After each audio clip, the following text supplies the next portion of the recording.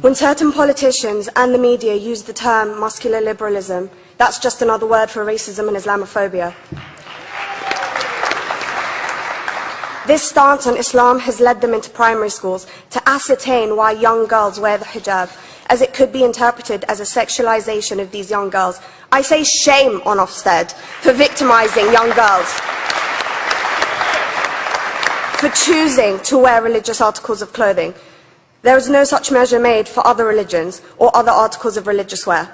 This stance has other ramifications. It signals to the British public and emboldens groups such as EDL, BNP and other fascist and racist groups that women are oppressed by Islam, are made insubordinate to the men that supposedly forced them to wear it, and that it is the job of the British state to liberate us. We reject this imperialistic saviour thinking.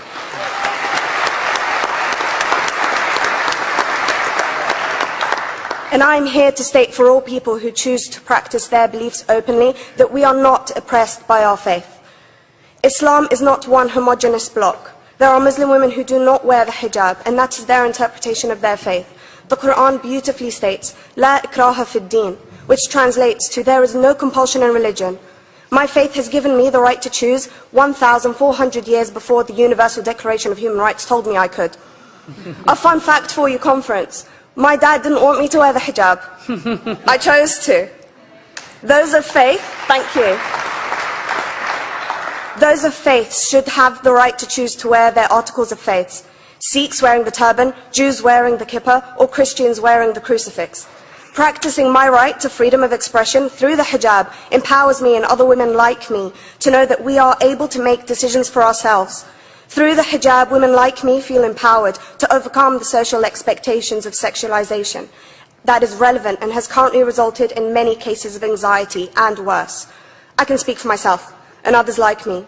At school, I was able to focus more on the thoughts that were running through my mind than how good I looked to the world. The NUT has supported a woman's right to choose when it comes to pregnancy. I want conference to support my right to wear the hijab.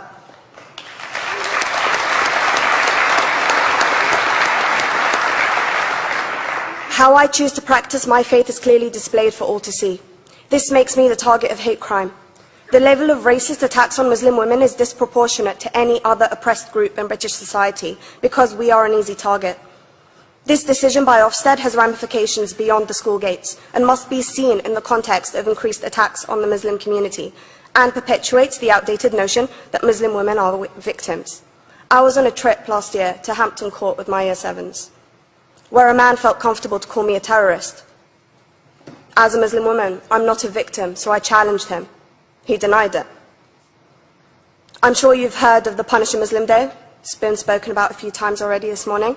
And as a Muslim, I'm actually quite optimistic. They're trying to limit it to one day. That's 364 less than normal.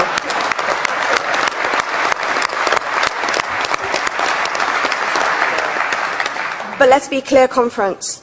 Islamophobia and other forms of racism affects non-Muslims too.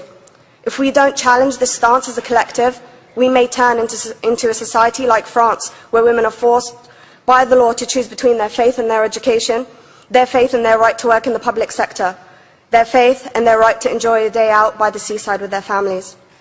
I want to end by stating that I came to this country as an 8-year-old refugee. We are Palestinians, forced out of our land in 1948. We lived in third world conditions, similar to those in Calais for 60 years. Here, I received the support I needed to study law at university and become a secondary school citizenship and PSHE teacher and a school rep. An injury to one is an injury to all, and I want to thank the Union for its stance on all oppressed groups, in particular mine, Palestine. Thank you, Latifah.